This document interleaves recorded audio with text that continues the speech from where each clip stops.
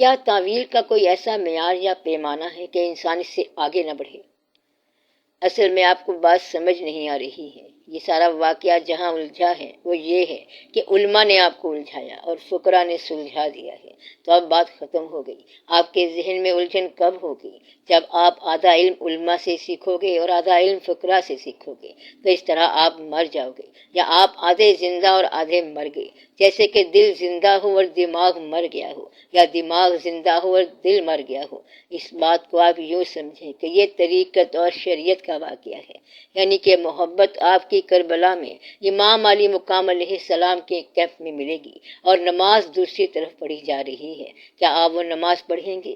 جب آپ نے محبت کا باب طے کر لیا تو پھر آپ کسی کے ساتھ ڈسکس نہیں کرنا کہ ہمارے محلے میں ایک جید عالم رہتے ہیں، تو ان سے میں نے بات پوچھی تو انہوں نے کہا کہ خبردار، تجھے وہاں الٹا لٹکا دیا جائے گا اور فرشتے 2-2500 سال تک تجھے ماریں گے۔ پھر آپ کہیں گے کہ میں تو ڈر کر واپس ہی آ گیا۔ پہلے آپ یہ بتائیں کہ آپ نے اس سے بات ہی کیوں کی؟ محبت کا یہ پیغام میں نے آپ کو دیا تھا، یہ اس کے لیے تو نہیں تھا مثلاً آپ ساری نمازیں پڑھو لیکن پہلے نماز سے محبت کرو۔ لیکن وہ عالم کہے گا کہ محبت فرض نہیں ہے، فرض تو نماز ہے، اور یہ بات اس کی سمجھ سے باہر ہے۔ پروانے کی بات جو ہے وہ مغز کی سمجھ سے باہر ہے۔ تمہارا دل پروانہ ہے اور اس کا اور مضمون ہے۔ یہ تو محبت کی بات ہے اور محبت والوں کی بات ہے۔ بابا بلے شاہ رحمۃ اللہ محبت میں شراب کو عشق الہی کہتے تھے۔ انہوں نے فرمایا، شرع کہے چل مسجد اندر، حق نماز ادا کر لے، عشق کہے بوہا یار دا کعبہ، پی کے شراب نفل پڑھ لے۔ شرع کہے اساں شاہ منصور سولی اوپر چاڑے اسی، عشق کہے تسی چنگا کتا بوہے یار دے واڑے اسی۔ یعنی شرع کہتی ہے کہ جو نماز نہیں پڑھتا اسے پھانسی لگا دیتے ہیں، مگر وہ کہتے ہیں کہ تم اس کو پھانسی نہیں لگاتے، بلکہ تم اس شخص کو اس کے پاس ہی بھیج دیتے ہو، اور اس طرح وہ اور قریب ہو جاتا ہے۔ اب یہ بات آپ کی سمجھ سے باہر ہے، اور یہ واقعہ آلریڈی ہو چکا ہے کہ یہی منصور رحمۃ اللہ کا واقعہ تھا، اور شہداء کا واقعہ یہی ہے۔ عام طور پر شہداء کو کافروں نے نہیں مارا، بلکہ مسجد کے اماموں نے مارا۔ وہ کہتے تھے کہ شریعت کا یہ حکم ہے۔ اورنگزیب عالمگیر نے بھی ایک درویش کو قتل کرا دیا تھا کہ شریعت کا فیصلہ یہی تھا کہ سرمد رحمت اللہ پاگل سا آدمی ہے، جو کچھ اور کہتا ہے اور شریعت کچھ اور کہتی ہے۔ عالمگیر نے ایک دفعہ تو سرمد رحمت اللہ کو دوشالہ دے دیا کہ اے سرمد، تو لباس کے بغیر ہی پھرتا ہے۔ سرمد نے دوشالہ ادھر ادھر پھینک دیا اور پھر ویسے کہ ویسے لباس سے محروم رہے۔ اسی طرح دوسری بار ہوا اور پھر تیسری بار ہوا۔ اس بات پر عالمگیر کو بڑا غصہ آیا کہ تجھے لباس دیا اور پھر تم نے پھینک دیا۔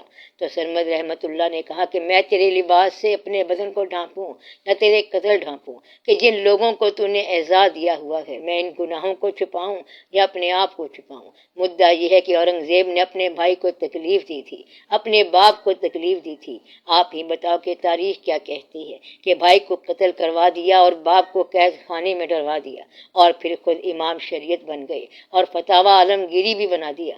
جس آدمی نے بادشاہت کی خاطر اپنے والد کو اذیت دے کر قید کر دیا تو اس کا فتویٰ چل ہی نہیں سکتا۔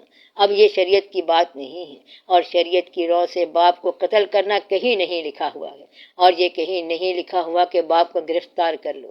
یہ سب انا کے کھیل ہیں۔ یہ دنیا مسافر خانہ ہے، اور اتنی بھی زیادتی نہ کرو کہ اپنے باپ کو آپ گرفتار کر لو اور بھائی کو ہی قتل کروا دو، اور پھر خود بادشاہ سلامت بنتے چلے جاؤ۔ اگر آپ انسان ہی بن جاؤ تو کیا حرج ہے؟ اس سلسلے میں بڑے بڑے واقعات ہیں۔ بادشاہ سلامت کو پتا چلا کہ ایک آدمی کے 2-3 جگہ پر مزار ہیں، یعنی روایت ہے کہ یہ بھی ابو علی رحمت اللہ کا مزار ہے اور وہاں بھی ان کا مزار ہے۔ تو بادشاہ نے کہا کہ ایک بندہ 2-3 جگہ کیسے دفن ہو سکتا ہے؟ تم لوگ پاگل ہو، جہاں میں جاؤں گا وہاں میں سلام کروں گا، اور اگر جواب نہ ملا تو پھر میں اس قبر کو اڑا دوں گا۔ ایک مزار پر گئی اور کہا السلام علیکم، تو آگے سے جواب آیا وعلیکم السلام۔ تو وہ کہتا ہے کہ یہ قبر ہے اور یہ مزار شریف ٹھیک ہے۔ وہ دوسری جگہ پر گیا اور کہا السلام علیکم، تو آگے سے جواب آیا وعلیکم السلام۔ پھر بادشاہ سلامت تیسری جگہ بھی گیا اور کہا السلام علیکم، تو آگے سے انہوں نے اپنا شعر سنا دیا، چا گفتیں سخن کفرست اگر کوئی شوی کافر، بروئے مدینہ داں چا دانی سر مستارا، کہ اے نادان تجھے کیا پتا کہ مستوں کا راز کیا ہوتا ہے، ان کی قبر کوئی نہیں ہوتی ہے۔ آپ بات کو سمجھ رہے ہیں نا؟ یہ شریعت جو ہے یہ بڑی خوبصورت بات ہے، لیکن شریعت کو بیان کرنے والا دل والا ہونا چاہیے، اور کہیں وہ کٹھور نہ ہو۔ کٹھور کا معنی ہے سنگ دل۔ کہیں آپ سے شریعت کے حساب سے تازیانہ لگ جائے کہ لوگوں کو مارنا شروع کر دو۔ ایسے واقعات بھی آ سکتے ہیں کہ اس نے نماز نہیں پڑھی اور آپ اس کو مار ہی دو۔ مثلاً بیٹے نے نماز نہیں پڑھی اور باپ مولوی تھا اور طاقتور مولوی تھا، تو اس نے بچے کو زور سے مارا تو بچہ اللہ کو پیارا ہو گیا۔ تو درویش نے کہا کہ تو سمجھتا تھا کہ یہ نماز نہیں پڑھے گا، مگر یہ تو اللہ کریم کو پیارا ہو گیا ہے۔ اتنی نہ بڑھا پاکی داماں کی حکایت، دامن کو ذرا دیکھ، ذرا بند کبا دیکھ۔ تو اس زندگی کے اندر غور کرنا چاہیے۔ میں آپ کو کہانی نہیں سنا رہا ہوں، بلکہ یہ حقیقت کی باتیں ہیں کہ ایسے واقعات ہوئے ہیں۔ اب یہی بات بتانے کے لیے فقراء آئے، تو یہ بات سمجھانے کے لیے آئے کہ آپ نے زندگی میں عبادت کیسے کرنی ہے، مخلوق کے ساتھ کیسے ڈیل کرنا ہے، اور اپنی تنہائیوں میں اللہ کریم سے کیسے محبت کرنی ہے۔ کہیں ایسا نہ ہو کہ آپ کسی اور ہی راستے پر چل پڑیں۔ عام طور پر لوگ کہتے ہیں کہ وہ اسلام کو بچا رہے ہیں، دراصل بات یہ ہے کہ اسلام نے انہیں بچانا ہے۔ آپ خود کو تو بچا نہیں سکتے، بلکہ خدا ہی آپ کو بچائے گا۔ تو آپ خدا سے طریقے سے بات کریں، کیونکہ وہ آپ کی عبادت کا محتاج نہیں ہے۔ آپ یہ کریں کہ اس کی دنیا کے اندر آپ کی وجہ سے فساد نہ پھیلے۔ اللہ کریم کا یہی حکم ہے کہ فساد نہ پھیلے، اور انسان کو انسان کے قریب رکھا گیا، بلکہ انسان کو بنایا ہی انسان کے لیے گیا ہے۔ اور میں نے بار بار آپ کو اس کی تفصیلات بتائی ہیں کہ آنکھیں آپ کی ہیں اور چہرہ کسی اور کا ہے۔ اب اس میں دقت والی کیا بات ہے؟ تیری آنکھوں کا زندہ رہنا اسی وقت تک ہے جب تک تیری پسند کے چہرے زندہ رہیں، وگرنہ تیری آنکھیں تیرے کام کی نہیں ہیں۔ تو آپ کی آنکھ کس کے کام آتی ہے؟ کسی کو دیکھنے کے لیے۔ تو اس کا مطلب یہ ہے کہ آپ کا ہونا کسی اور کے ہونے کے ساتھ مشروط ہے۔ اگر کان آپ کا ہو اور بات کسی اور کی ہو تب کان کا فائدہ ہے، ورنہ آپ کان بند کر دو، کیونکہ اب یہ نمک کی کان ہے۔ تو کان کا ہونا کب ہے؟ جب آواز کسی انسان کی ہو اور وہ کسی غیر انسان کی آواز نہ ہو۔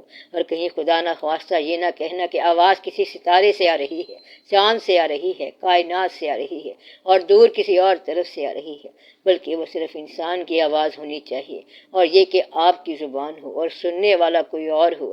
اگر آپ کو کسی ایسے جزیرے میں بھیج دیا جائے جہاں آپ کی آواز سننے والے صرف آپ کے کان ہوں تو آپ پاگل ہو کے مر جائیں گے۔ ایسا شخص کہتا ہے کہ میں وہاں پر بولتا رہا، لیکن وہاں پورے جزیرے میں میرے علاوہ کوئی سننے والا ہی نہیں تھا۔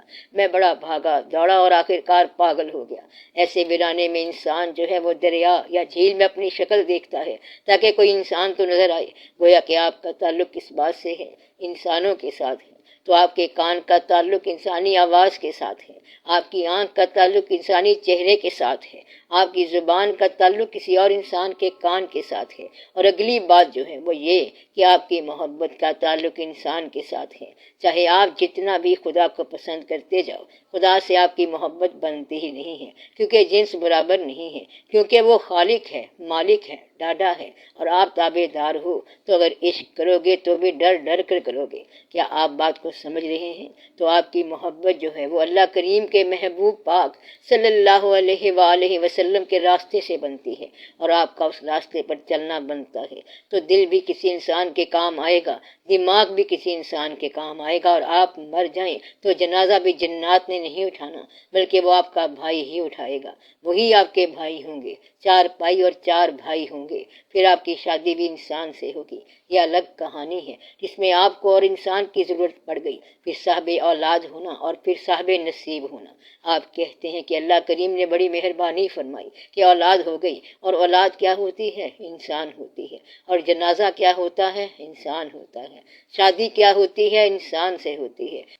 محبوب کون ہوتا ہے؟ انسان ہوتا ہے۔ نظر کیا ہوتی ہے؟ انسان کی ہوتی ہے۔ آواز کیا ہوتی ہے؟ انسان کی ہوتی ہے۔ اور عبادت کیا ہوتی ہے؟ انسان کا ذکر۔ نماز میں سارا ذکر انسان کا ہے۔ الحمدللہ رب العالمین الرحمن الرحیم مالک یوم الدین، یہ اللہ کی تعریف ہو گئی۔ پھر ایاک نعبد و ایاک نستعین اہدنا الصراط المستقیم، یہ درخواست ہو گئی انعام والے لوگوں کے راستے کی۔ صراط الذین انعمت علیہم، یہاں انسان کا ذکر آ گیا ہے، پہلے خدا تھا اور اب کیا ذکر ہو گیا؟ انسان۔ تو انمتا علیہم والے بندے ڈھونڈے جائیں کہ یہ کون انسان ہے، یعنی کہ آدمیوں کی راہ خدا کی راہ ہے۔ خدا کہتا ہے کہ میرا راستہ ان انسانوں کا راستہ ہے جن پر میرا انعام ہوا، یعنی انمتا علیہم، پھر غیر المغضوب علیہم، اور وہ بھی لوگ ہیں جن پر اس کا غضب ہوا۔ اور اس کے بعد التحیات شروع کر دو، التحیات للہ والصلوات والطیبات والسلام علیک ایھا النبی۔ تو نماز میں اللہ کے ساتھ حضور پاک صلی اللہ علیہ وآلہ وسلم کا ذکر ہو رہا ہے۔ وہ لوگ کہیں گے کہ نماز اللہ کی اور ذکر غیر اللہ کا، مگر یہ غیر نہیں ہے، بلکہ یہی نماز ہے کہ السلام علینا وعلی عباد اللہ الصالحین۔ اور اب نماز میں عباد الصالحین نیک بندے بھی شامل ہو گئے، اپنا بھی احترام تیری بندگی کے ساتھ۔ یہ کئی بندے ہوں گے جنہیں صالحین کہا جا سکتا ہے۔ اشہد ان لا الہ الا اللہ واشہد ان محمد عبدہ ورسولہ۔ یہاں پھر ایک بار حضور پاک صلی اللہ علیہ وسلم کا نام آ گیا اور یہ نماز کے اندر آیا ہے، یعنی کہ خدا کی نماز میں انسان کا نام، یہ کیسے ہو سکتا ہے؟ اللہم صلی علی محمد وعلی آل محمد، یہ آل محمد صلی اللہ علیہ وآلہ وسلم کیا ہے؟ یہ بھی انسان ہے۔ کما صلیت علی ابراہیم وعلی آل ابراہیم انک حمید مجید، حضرت ابراہیم علیہ السلام انسان اور آپ کی آل انسان ہیں۔ اللہم بارک علی محمد وعلی آل محمد کما بارکت علی ابراہیم وعلی آل ابراہیم انک حمید مجید۔ یہ سارا انسان کا ذکر ہے۔ پھر رب جعلنی مقیم الصلاۃ ومن ذریتی ربنا وتقبل دعا، تو اس میں آپ اور آپ کی ذریت اولاد سارے آگے، بیٹے بیٹیاں نواسے نواسیاں پوتے پوتیاں سارے آگے، کیونکہ 15-20 سال میں آپ کی ذریت کچھ اور بن جائے گی۔ اور کبھی آپ سوچو کہ اگر 200 سال بعد آپ واپس آؤ تو آپ کی ذریت جو ہے وہ کم از کم ایک شہر بنائے بیٹھے ہوں گے، اور اگر آپ 500 سال بعد آ جاؤ تو آپ کی ذریت میں لاکھوں کروڑوں بندے ہوں گے، تو ذریت اولاد بڑھتی جائے گی۔ ربنا وتقبل دعا، ربنا اغفر لی والی والدی وللمؤمنین یوم یقوم الحساب۔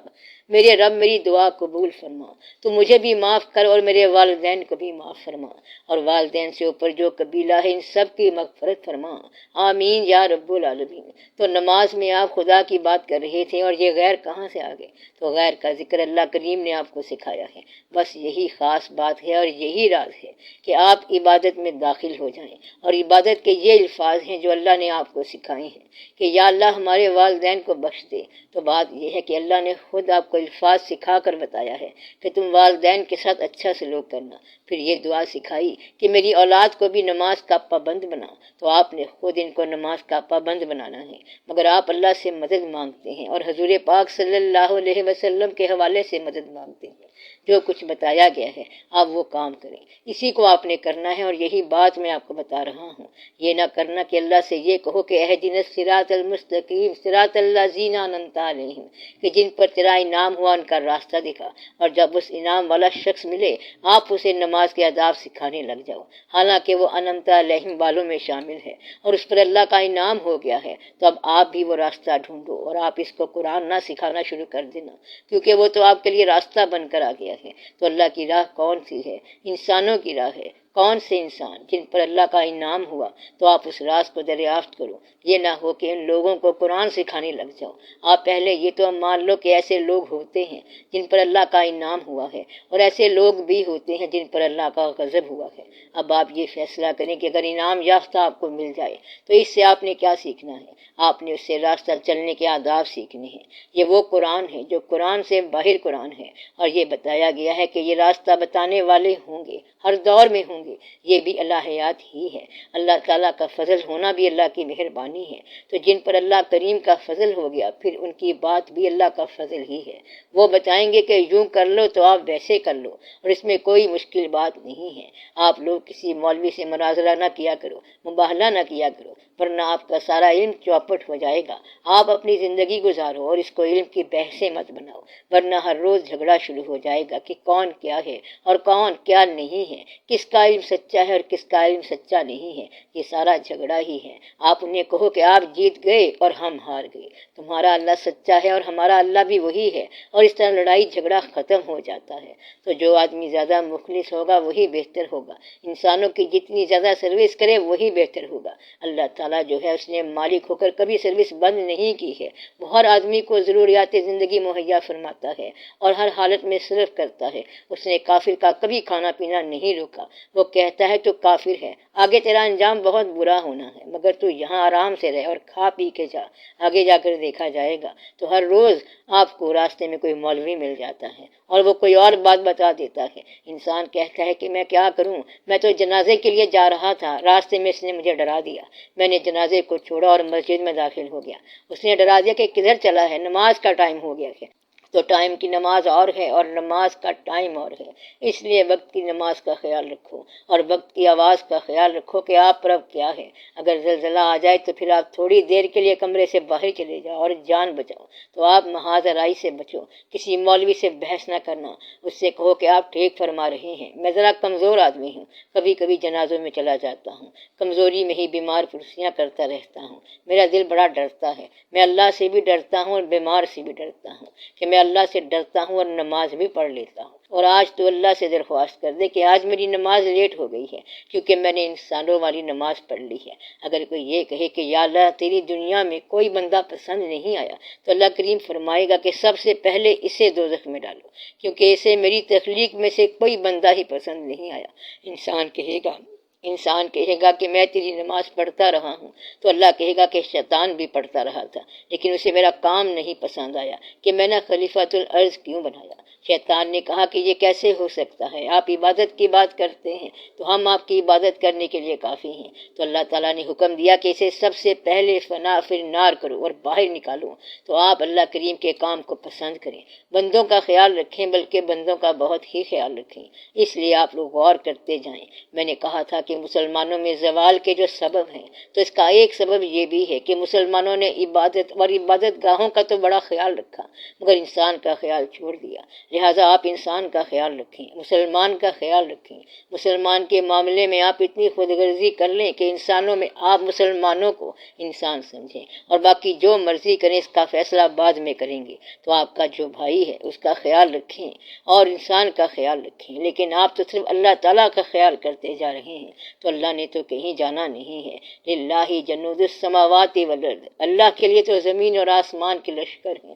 وہ تو کائنات کا مالک ہے، اسے کیا حرج ہے، وہ جو چاہے کرتا ہے، کن فیا کن والا ہے اور کتاب اس کی اپنی ہے. تو آپ انسان کا خیال کرو، وہ تو جا رہا ہے اور آپ کے ہاتھ سے نکلتا جا رہا ہے. لہٰذا آپ اس انسان کی خدمت کر لو، سروس کر لو، اور یہی آپ کی زندگی ہے. یہ نہ ہو کہ آپ کسی اور کام میں لگے رہو. یہ سند ہے کہ جب کبھی جنگ کا زمانہ آیا، کچھ لوگوں نے نماز ادا کی اور کچھ لوگ پہرا دیتے رہے. تو کچھ آدمی نماز پڑھ رہے ہیں اور کچھ لوگ یہ کہتے ہیں کہ بعد میں نماز ادا کر لیں گے، پہلے یہ کام کر لیا جائے. تو اس لیے آپ لوگ اس بات کا ذرا خیال رکھو کہ حقائق کیا ہیں. اس وجہ سے دنیا بڑی تکلیف میں ہے. میں مسلمانوں کی دنیا کی بات کر رہا ہوں کہ وہ کہتے ہیں کہ اللہ جو ہے نا وہ امیر کو اور امیر کر رہا ہے اور کبھی غریب کے کام ہی نہیں آیا. یعنی مسلمانوں کے پاس تیل کی دولتیں ہیں اور مسلمانوں کے گھروں کے دیے میں تیل نہیں ہے. تو وہ کیسے مسلمان ہیں جن کے پاس تیل کے خزانے ہیں اور انہوں نے اپنے غریب بھائی کو چراغ کے لیے تیل نہیں دیا؟ تو پھر ان کا انجام اچھا نہیں ہوگا. یعنی ظالم بھائی کی موجودگی میں مظلوم بھائی کا یہ حال ہوا ہے. سعودی عرب والے نماز پوری پڑھتے ہیں، وہ ایسی نماز پڑھتے ہیں کہ آپ کو حیران کر دیں. یعنی فٹافٹ نماز قائم اور فٹافٹ بندہ غائب، اور ظلم اپنی جگہ پر موجود ہے. آپ لوگ ذرا اس بات کا خیال رکھیں. اس بات کو ظلم میں اس لیے کہہ رہا ہوں کہ انہوں نے اپنے محروم بھائی کو مال نہیں دیا بلکہ یہودیوں کو مال دیا ہے اور چالاکوں کو مال دیا ہے. یہ ہیرا پھیری کا مقام ہے کہ مسلمانوں کا تیل جو ہے وہ یہودی کے ٹینک میں استعمال ہوتا ہے اور فلسطینی مسلمان مارے جاتے ہیں. ایسا ہے کہ نہیں ہے؟ مال ان کا، تیل ان کا، اور ان کو پتہ نہیں اندر کے کیا واقعات ہیں. یہ کہنے والی بات نہیں. اور یہ شادیوں کے شوقین لوگ ہیں، یہاں سے ان کا بیڑا غرق ہوا ہے. اس لیے ان کو مسلمان بھائی کہاں سے نظر آئیں گے؟ ان کو تو وہی چکا چوند روشنیاں نظر آئیں گی. اس لیے یہ مسلمان کی تباہی اور زوال کا سبب ہے. بلکہ اب آپ لوگوں کو یہ نعرہ لگا دینا چاہیے کہ پہلے انسان کی جان بخشی ہونی چاہیے، پھر اس کی آخرت بخشی ہو جائے گی. لہٰذا پہلے انسان کی جان کو بچانے کی کوشش کرو. تو بیمار کو پہلے دوائی مہیا کرو. آپ نے دیکھا ہوگا کہ جب کبھی آپ بازار گئے تو پیدل چلنے کا راستہ نہیں ملتا اور وہاں کاروں کی بھرمار ہوتی ہے. اور آج بھی ایسے انسان موجود ہیں جن کے پاس بس کا کرایہ نہیں ہوتا. تو آپ حیران ہی رہ جائیں گے. ایسے بے شمار لوگ ہیں جن کے پاس لاہور سے پنڈی کا ریلوے کا کرایہ نہیں ہے اور وہ اسی لاہور شہر میں موجود ہیں. تو ایسے لوگ آج بھی موجود ہیں جن کی گزر اوقات مشکل ہے، ایسی بات ہے کہ نہیں ہے؟ اور دوسری طرف مسلمانوں کے پاس مال ہی مال ہے، تو اب دونوں مسلمان برابر کیسے ہو گئے؟ اور وہ امیر اپنے ظلم کو نماز کے پردے میں جاری رکھتا ہے، وہ ظلم کو نبھاتا کیسے ہے اور اپنے ضمیر کو کیسے مطمئن کرتا ہے؟ کہتا ہے کہ میں نماز اور دوسرے فرض ادا کرتا رہتا ہوں اور میں اللہ کو 2.5% دیتا ہوں، اور وہ جو پروڈکشن کا ذخیرہ تھا وہ اس نے اپنے نام لگا لیا، چراگاہ اپنے نام لگا لی اور وہ چراگاہ کا مالک ہو گیا، اور پھر باقیوں کے پاس تھوڑا رہ گیا، یعنی گنجائش تھوڑی رہ گئی، تو اس لیے پھر باقی لوگوں کے پاس مال تھوڑا ہو گیا، ذرائع پیداوار چند لوگوں نے قابو کر لیے ہیں اور باقی لوگوں کو محروم کر دیا ہے، اور ضمیر کو نماز کے ساتھ مطمئن کر لیتے ہیں، تو ثابت یہ ہوا کہ نماز کے دم سے ظالم آدمی نے بھی اپنے ضمیر کو مطمئن کیا ہوا ہے۔ آپ اس کا بہت خیال رکھیں، لیکن جو بے نماز آدمی ہے اس نے اپنا ضمیر کیسے مطمئن کیا، یہ مجھے سمجھ نہیں آتی، کیونکہ بے نماز کو مطمئن نہیں ہونا چاہیے۔ آپ کبھی بے نماز نہیں ہونا، نماز کا کوئی متبادل نہیں ہے، اور نماز بہت ضروری ہے، بہت افضل ہے، بہت اعلیٰ ہے، اور آپ نماز کے حکم کو پورا کرو۔ میں صرف یہ کہہ رہا ہوں کہ 2 منٹ کی تاخیر سے نماز کو فرق نہیں پڑتا، اور یہ بندے اور خدا کے درمیان بات ہے، بندے اور خدا کے درمیان جو بات ہے، اگر تو دل خدا کی طرف ہو تو اس میں ٹائم آگے پیچھے ہو سکتا ہے، لیکن بندے کی ضرورت میں آپ کے پاس ٹائم آگے پیچھے نہیں ہو سکتا۔ بندے نے آپ سے سوال کیا ہے، پھر اس کا سوال ہو کہ نہ ہو، شاید کہ وہ رہے کہ نہ رہے، اور کیا سے کیا ہو جائے، تو اس لیے عبادت کو کبھی آپ اپنے ظلم کا سہارا یا پردہ نہ بناؤ۔ عبادت تو عبادت ہی ہے، اور وہ ضروری ہے۔